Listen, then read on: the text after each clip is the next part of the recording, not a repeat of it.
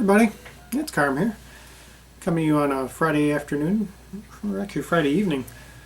I was kind of thinking about doing an another ECM video.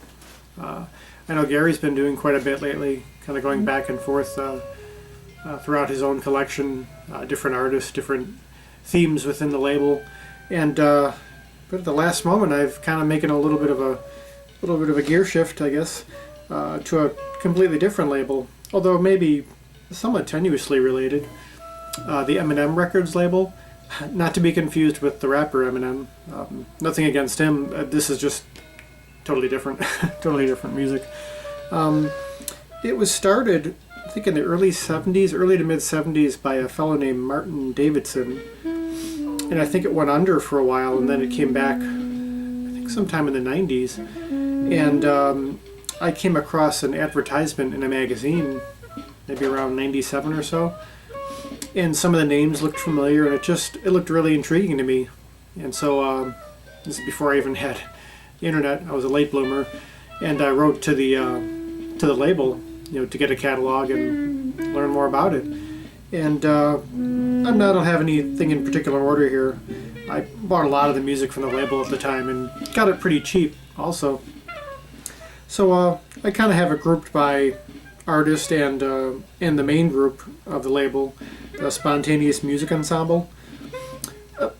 Most of the music on the label is considered free improvisation, as distinct from free jazz. This is improvisation with no predetermined structure or planning. It's simply, there's Rocky.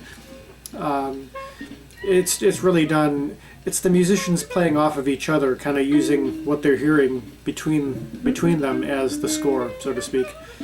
So I'll start right in with kind of the main group, Spontaneous Music Ensemble. The early album there is Challenge from 66, 67. You can see some of the names on here may be familiar. This is a British, a lot of British artists on the label, and the label is based in Britain.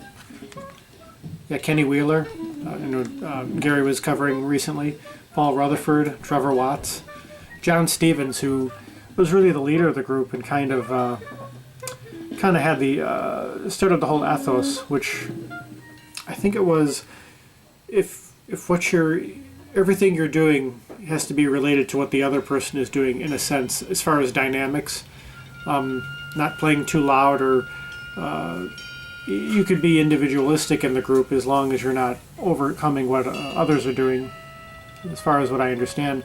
This one is more of like a free jazz. This is kind of before they really got into the more, purely improvised music. Another one, some of the same members, Withdrawal, also by Spontaneous Music Ensemble, or SME for short. See some of the names on there. Another early one. This is a soundtrack, actually, and this one gets a little more, it's still structured, kind of free jazz structure, and even a little classical at times, but it goes a little further into the improv vein. Very young Evan Parker is on here, and once again Kenny Wheeler, Trevor Watts, Derek Bailey is on here. He was in the group early on, highly individualistic, idiosyncratic guitar player. So this is a pretty good early example. If you don't want to jump right into the furthest reaches of improv, these are good ones to start with. This was my introduction to them. The first thing I bought of theirs, summer 1967. This is mainly a duet between Evan Parker on saxes and John Stevens on drums. Peter Kowald, the German bass player, guests on a couple of tunes. And it's from summer of 67. And this is actually what's in the background right now.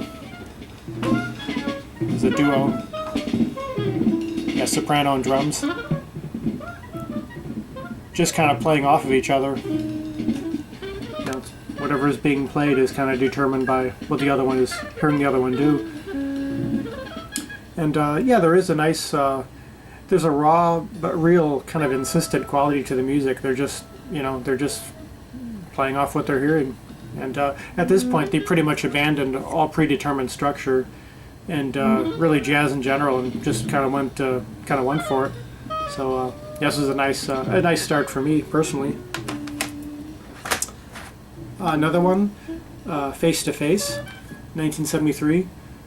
Now this one's a duo album, but this time it's not Evan Parker, it's Trevor Watts on saxophones, and really fascinating the differences between the two players.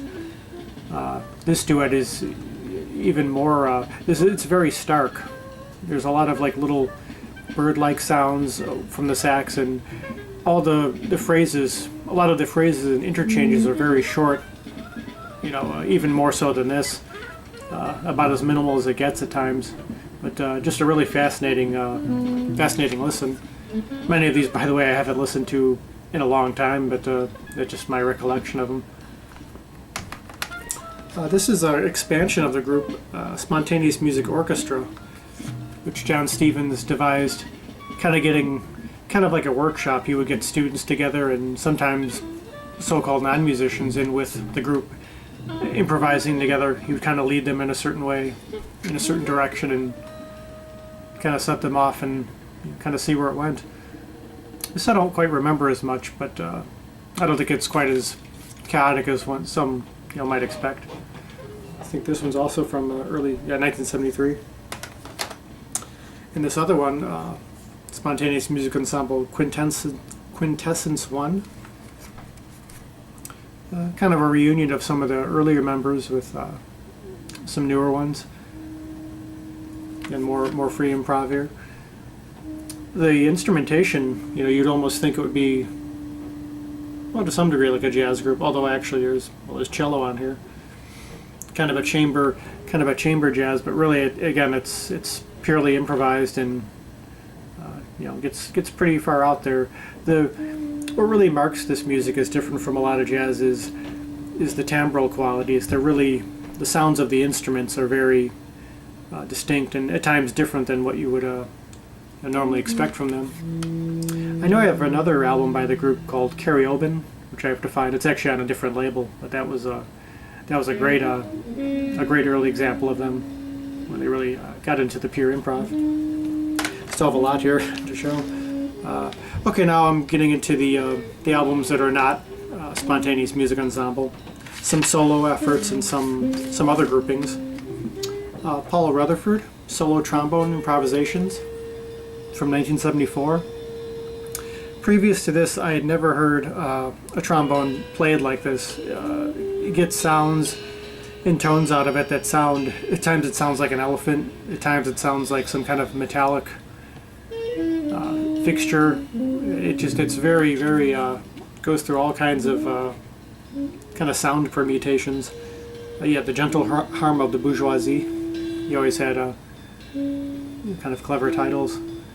And it's all solo trombone, and it's a lot of these are hard to describe because it's not impressionistic music, and it's not melodic, harmonic, or rhythmic in the conventional sense. A lot of it is just producing sound, but doing it in a way that a lot of people couldn't achieve on the instrumentalists. They were really practiced and really, really listened to themselves doing it. But a very challenging listen, but rewarding if you're willing to go into that space. There's a photo of him here. Those early days. With the you can see the mute on there, the trombone. Fascinating listen. Paul Rutherford Sequences 72 and 73, performed by Iskra 1912. Now check out some of the names on here. If you can see where, I'll take them out of here. Gary in his he recently did an Azimuth video and features some of the artists on here. How well that shows up. Derek Bailey, Malcolm Griffiths, Maggie Nichols, Tony Oxley, Howard Riley, Kenny Wheeler, Norma Winstone. Basically composition for improvisers. It starts off kind of like chamber music in a sense. It mixes between that and little free jazz passages and goes into all-out improv where everyone's, again, just kind of going for it, and then it returns to,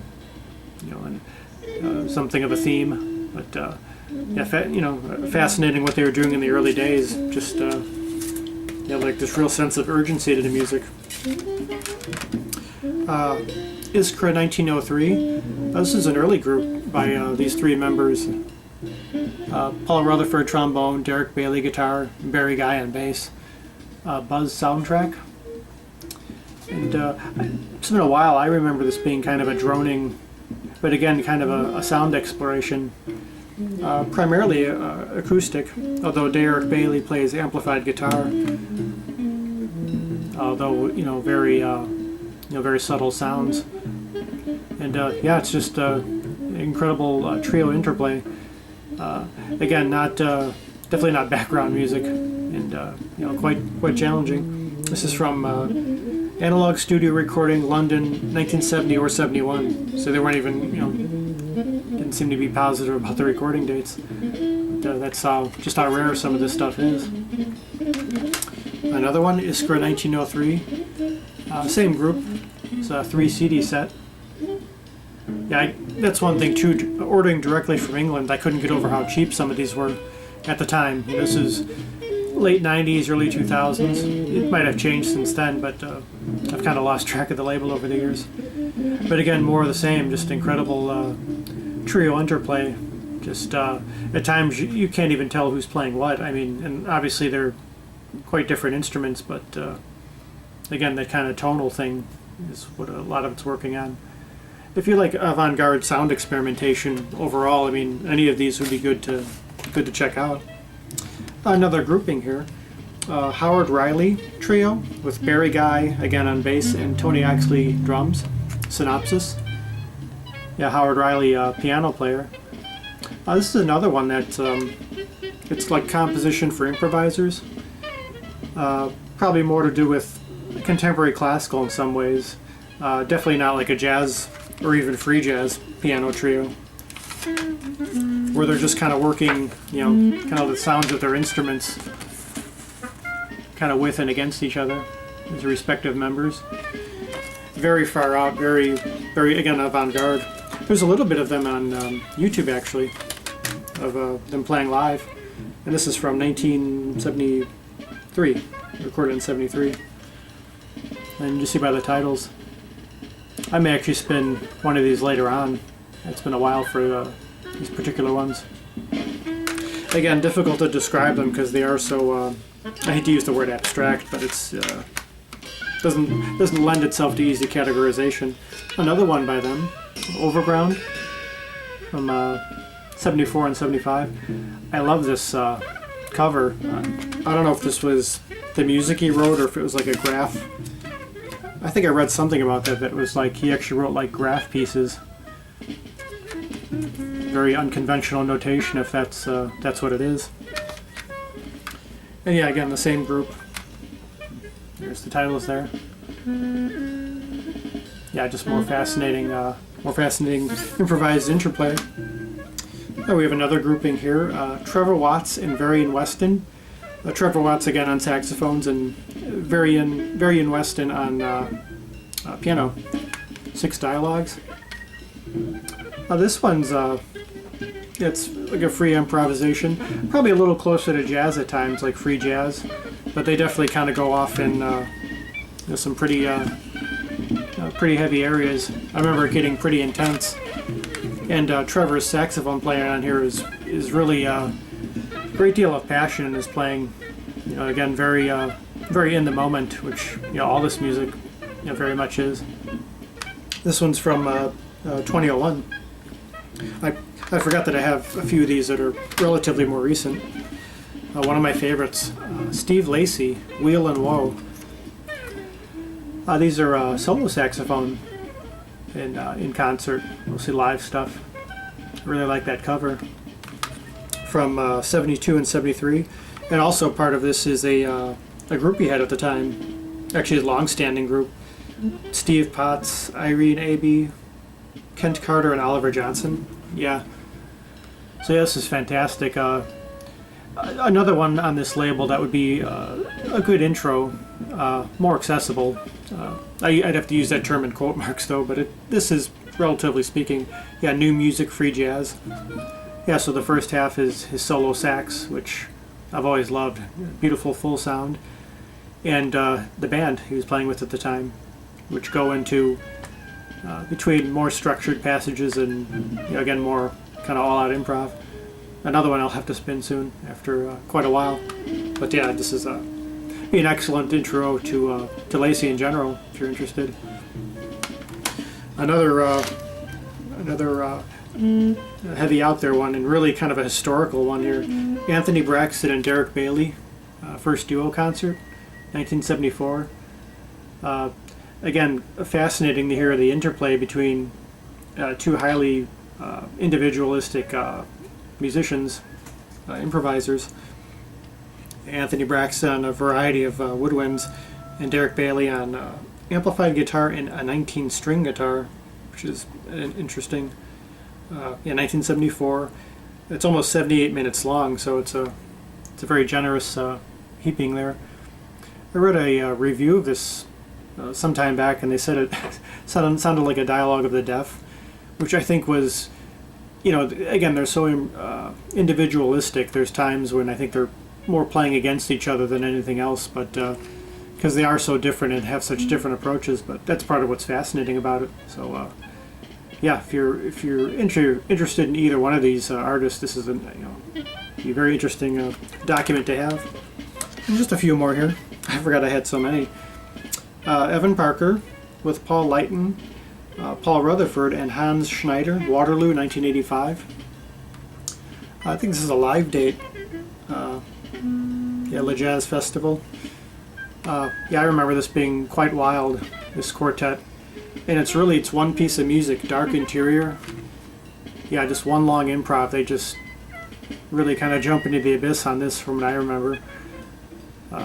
Yeah, it's been a long time, but yeah, again, all improvised, basically, yeah, and they just, again, just kind of playing off each other and, you know, just kind of going for it. Again, difficult to describe these, trying to convey a sense of what it really sounds like. Here's another Derek Bailey, Domestic and Public Pieces, solo guitar improvisations, 75 to 77. Bailey is he's an amazing guitar player, but very, very difficult if you're familiar with any kind of solo guitar. His doesn't sound like anyone else's. His technique on the surface, he seems somewhat conventional, although what he's playing, when you first hear him, you almost think he can't play the guitar. It's like, I don't know, a crazy person got a hold of a guitar and, you know, what are they doing with it? But when you listen a little closer, you could hear he really does know how to play, and he's exploring it in such a way, certain aspects of the instrument that aren't normally explored. I really like this cover too. But he's another one that's very challenging to get into. I have to be in the mood for it, and I haven't listened to much of him in quite a while, but he's a much more accomplished musician than some might think on, you know, just a casual listening. But you know, fascinating artist. Just a couple more. Lul Coxill, Alone and Together. Saxophone player. Got to see him live some time back. He passed a few years ago. Another very highly individualistic sax player. Gets a great deal out of his instrument.